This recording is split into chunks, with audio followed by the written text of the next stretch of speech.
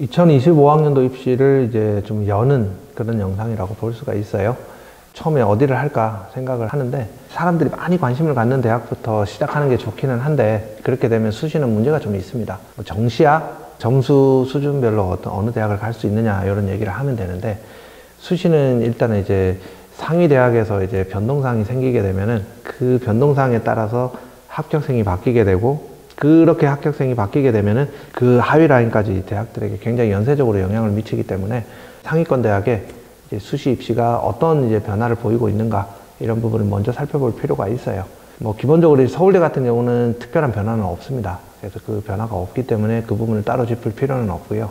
오늘은 그래서 연대하고 고대가 어떤 변화를 주고 있는가 수시에서 혹은 또 정시에서 어떤 변화를 만들고 있는가 이런 것들을 면밀히 좀 살펴볼 필요가 있을 것 같아서 준비를 했습니다. 일단 연대부터 먼저 살펴보면은 그 연대는 추천형 전형에서 원래 수능 최저기 학력 기준이 없었어요. 그죠? 근데 그 수능 최저 학력 기준이 새로 생깁니다. 대신에 원래 연대 이제 추천형 교과 전형이죠. 이 전형에서 심층 면접을 시행하던 것을 이제 없애버렸어요. 그러니까 이제 어찌 보면은 이거는 교과 100%의 일괄 전형이다라고 볼 수가 있겠죠. 그죠? 그래서 교과 성적으로 원래는 5배수를 뽑아서 면접을 봐서 최종 합격자를 선발을 했는데 5배수들이 보는 면접이라고 하는 게 굉장히 어려웠단 말이에요. 근데 이 어려웠던 면접이 사라집니다. 그래서 보통 이제 연대 면접이 수능 전에 있고 이 추천형 전형에 면접이 수능 전에 있고 그리고 면접 수준이 높다 보니까 성적이 굉장히 높은 학생임에도 불구하고 서울대 직윤을 지원을 한 다음에 연대 추천형 전형을 피해서 그냥 이 면접 때문에 부담스러워서 못 쓰겠다 생각을 하고 이제 고려대학교 교과 전형, 학교 추천 전형이죠. 그렇게 쌍으로 지원하는 학생들이 대단히 많았어요. 그래서 고대 추천에서 서울대 직윤으로 빠져나가는 인원들이 되게 많았죠. 근데 이제는 이제 그런 양상들이 좀 더 이제 활발해질 거라고 생각을 합니다. 이제는 이제 면접이 없어졌기 때문에 수능 최저가 뭐 2합 4, 2합 5 정도밖에 안 돼요. 이 정도 수준의 이제 수능을 맞출 수 있는 학생들이 대부분이기 때문에 그래서 이 수능 최저학력을 맞추고 내신 성적이 좋았던 학생들이 서울대 직윤하고 연대 추천형 교과 전형과 고대 학교 추천이라는 교과 전형을 이 세 개를 동시에 지원할 가능성이 상당히 높아지게 됐어요. 아무래도 이제 고대 쪽에서 이제 빠져나가는 인원이 서울대 연대 쪽으로 함께 빠져나가기 때문에 그래서 훨씬 더 추가 합격이 좀 활발하게 돌 수가 있고 입결이 좀 더 이제 아래까지 내려올 확률들도 좀 높아지게 됐죠, 고대가. 그건 연대도 마찬가지입니다. 연대도 이제 지금 뭐 최초 합권에서 이제 우리가 생각을 한다면은 5배수에 들어서 1단계를 통과하면 2단계에서는 많이 빠지기 때문에 이제 웬만하면 붙지 않을까 이런 생각들을 하는 경우들도 있기는 했지만 실제로 그렇지가 못했어요. 잘 안 빠졌단 말이에요. 서울대하고 그만큼 중복 지원이 적었다는 뜻이죠. 근데 이제는 이제 중복 지원이 많아지기 때문에 서울대로 이동하는 학생들도 상당히 많아질 거다. 이렇게 생각할 수가 있을 겁니다. 제가 봐서는 이제 연대가 이렇게 변화를 준 가장 결정적인 이유는 자꾸 미달이 나기 때문에 그럴 거예요. 면접이 부담스러우니까 5대1 정도는 돼야 1단계를 거르는 효과가 생기게 되는데 5대1이 넘어가야. 근데 이제 5대1이 넘어가지를 못하다 보니까 뭐 거를 수가 없는 거죠. 그래서 이제 면접 부담을 좀 줄여줘서 적극적으로 좀 지원을 해달라. 이런 신호이지 않을까라는 생각을 합니다. 그 다음에 연세대학교가 이 활동우수형에서도 변화를 줬는데요. 이 활동우수형 면접에서는 자연계열 면접이 바뀝니다. 2단계 면접이 원래는 물, 화, 생지 각각 1, 2, 1, 2, 1, 2, 1, 2 각 8개 교과죠. 8개 과목이죠. 과학에서의 이 8개 과목을 범위로 해서 제시문이 주어지고 거기에 대한 과학적인 추론 문제를 풀게끔 자연계열 면접이 진행이 됐었는데요. 난이도가 상당했죠. 그죠? 이 면접이 이제 어떻게 바뀌냐면 우리가 소위 말하는 인문심층 면접으로 바뀝니다. 뭐 제가 이제 문제 샘플을 하나 보여드리면은 이제 예전에 이제 이런 면접을 연세대학교가 시행한 적이 있었어요. 그때 나왔던 문제입니다. 한국의 전래서라는 일반적으로 권선징악을 주제로 제시한다. 학생 본인의 경험을 바탕으로 아래의 물음에 각각 답하시오. 1. 자신이 경험한 권선징악에 위배되는 상황을 설명하고 거기에 어떻게 대처했는지를 구체적으로 설명해 보시오. 2번. 권선징악이 전래설화의 보편적 주제가 되었던 이유가 무엇이라고 생각합니까? 1번 물음과 연결시켜 답변해 보시오. 뭐 어렵지 않죠, 답변하기는. 그죠? 첫 번째 문제 같은 경우는 뭐 내가 나쁜 짓을 하는데 벌 받지 않는 사람, 더 잘 되는 사람이라는 사례를 경험적으로 들면 되는 거고, 2번 같은 경우는 그렇기 때문에 잘못된 행동을 하는 사람이 현실에서는 더 잘 살 수 있는 그런 모습들을 사람들이 많이 보기 때문에 이제 전래설화의 주제가 권선징악인 경우가 많다라고 답변을 하면 되죠. 이 문제는 어려운 문제는 아니죠. 그렇지만 이게 낯설죠. 자연계열 학생들이 이런 인문학 관련된 내용들을 문제로 이제 받게 되면은 당황하는 경우들이 많아요. 실제로 이 문제가 출제됐던 해에 시험 보러 갔던 영재학교 학생 하나가 자기가 이제 공대 시험을 보러 갔다 생각을 했는데 이 문제가 나오니까 굉장히 당황해서 진행하는 분한테 그렇게 얘기를 했습니다. 저 공대 지원했는데요. 이렇게 이제 얘기를 했다고 하는 우스꽝스러운 일화가 있을 정도로 자연계열 학생들은 이런 부분들이 조금 이제 부담스러울 수도 있기 때문에 미리미리 준비를 좀 해두는 게 좋습니다. 지금 제가 소개해드린 이런 문제들처럼 좀 그냥 토픽형으로 간단하게 출제되는 거면은 조금 난이도는 덜 하죠. 높지가 않단 말이에요. 근데 지금 두 번째로 보여드리는 이런 문제들처럼 긴 제시문에 도표까지 해석하는 이런 형태의 문제가 출제되게 되면은 상당히 이제 애를 먹을 수도 있습니다. 자연계열 학생들은 좀 유의를 해야 되겠죠. 그 다음에 이제 연세대학교 수시에서 이제 바뀐 부분을 또 두드러지게 바뀐 부분을 찾아보자면은 이제 논술에서, 자연계열 논술에서 과학이 빠졌습니다. 그동안 이제 과학 2 범위까지가 이제 자연계열 논술 범위에 포함이 돼서 시험 문제로 출제가 됐었는데 이제부터는 과학은 빠지고 수학만 시험을 보게 되는 거예요. 그러니까 연대 논술 전형은 수능 최저학력 기준도 없거든요. 그러니까 이제 여기에 진정한 이제 수학 실력자들이 자웅을 겨루는 그런 장이 됐다라고 볼 수 있습니다. 실질적으로 이제 수능 전에 논술을 보기 때문에 한 10월 초나 9월 말 되면 시험을 보죠. 연대 논술이. 그때까지 준비를 잘 하게 되면은 아무래도 수능에 기대를 거는 학생들은 응시를 안 한단 말이에요. 상위권 학생들이. 그래서 요건 좀 더 이제 내가 연대로 진입을 하는 사다리로서의 역할을 충실히 할 수 있지 않을까 생각을 합니다. 수학을 잘 하는 학생, 수학에 자신 있는 학생들은 좀 주목을 해볼 필요가 있을 거예요. 그리고 연대 학생부 종합 전형 중에 국제형 전형이 있습니다. 소위 그 하스라고 하는 모집 단위 문과에서는, 자연계열에서는 ISE라고 하는 융합과학공학 계열의 모집 단위가 있죠. 이 모집 단위의 수능 최저학력 기준이 이제 2합 5에 영어를 1등급을 반드시 받아야 됐었어요. 근데 2025학년도 입시부터는 영어가 2등급으로 완화가 됩니다. 아무래도 이렇게 2등급으로 완화가 되게 되면은 좀 기회를 얻을 수 있는 학생들이 더 많아지게 되겠죠. 그죠? 좀 더 이제 이 국제형 전형의 시험이 좀 더 치열해지지 않을까라는 생각을 합니다. 이미 이제 2024학년도부터 활동우수형과 국제형 이 두 전형의 중복 지원이 가능해졌거든요.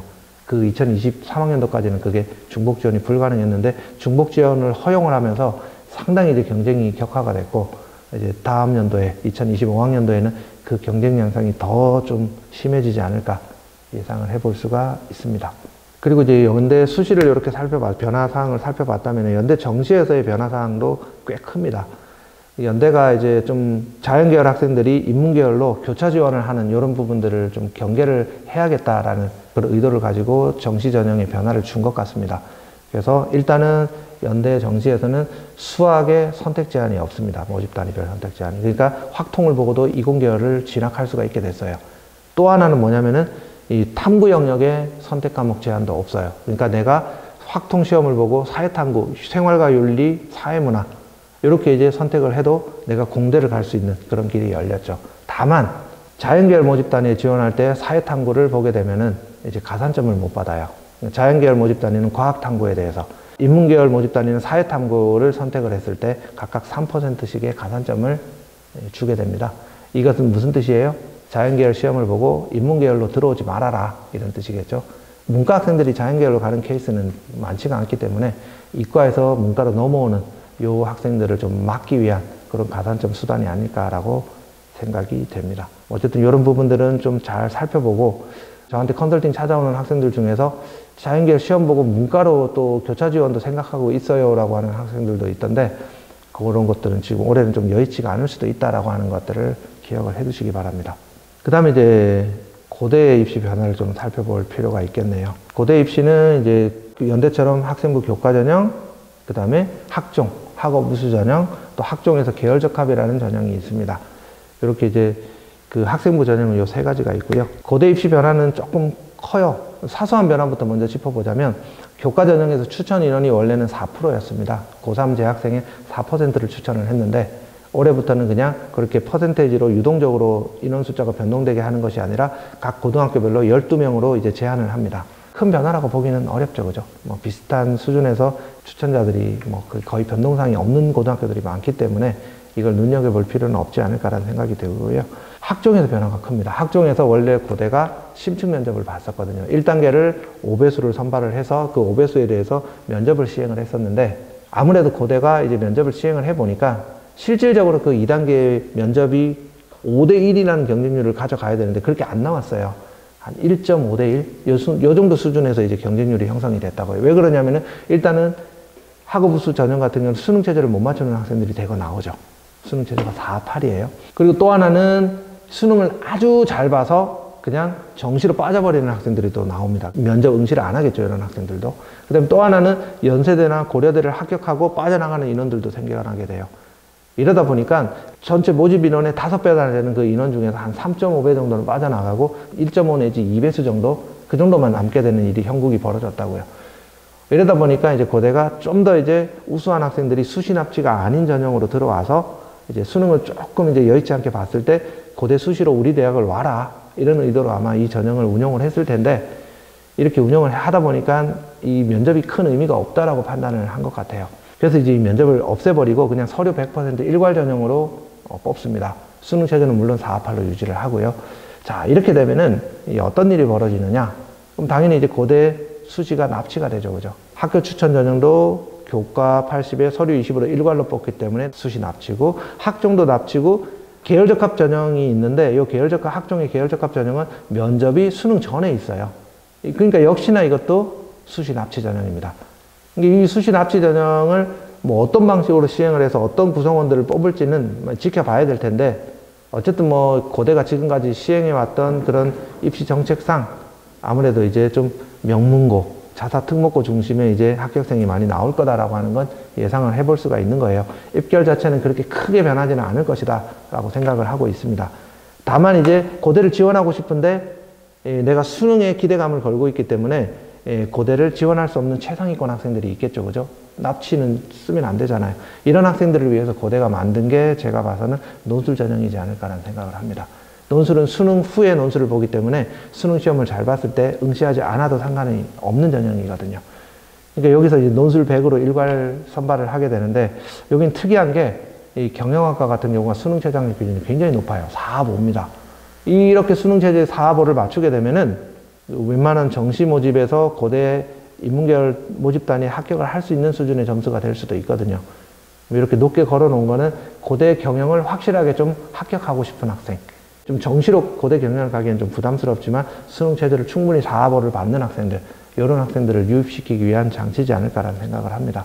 경영학 외에는 4, 8이에요.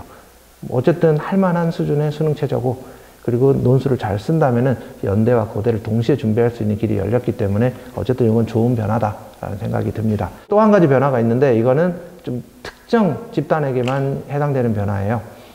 보통 이제 과학고에서 2학년들이 대학을 졸업을 하고 대학을 가잖아요, 그죠? 이런 학생들을 조기 졸업자라고 얘기를 하는데, 이 조기 졸업 대상자는 이제 30% 이내로 되게 적습니다, 과학고에서. 조기 졸업 대상자에 포함되지 않는다 하더라도 대학에 합격하게 되면은 그 진학을 허용해 주겠다라고 하는 그 아래 성적의 대상자들이 있어요. 그런 학생들을 뭐라고 불렀냐면은 조기 진학자라고 불렀습니다. 이 조기 진학자는 아무 대학에나 지원할 수 있는 건 아니고요. 조기 진학자의 지원을 허용하는 대학과 그렇지 않은 대학이 있습니다. 서울대랑 연대는 허용하지 않았어요, 그동안. 근데 고대가 그 조기 진학자 지원을 허용을 했었는데 2025학년도부터는 지원을 할 수 없게 됐습니다. 과학고 학생들은 이 점을 유념해서 입시 준비를 하시기 바랍니다. 그 다음에 고대 정시인데요. 고대 정시는 이제 뭐 지금 트렌드인 것 같아요. 연대와 마찬가지로 고대 정시도 이제 수학 선택 과목 제한이 없어졌습니다.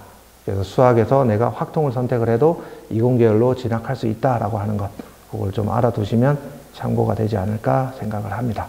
여기까지가 이제 연고대의 입시 변화에 대한 전반적인 내용이었습니다.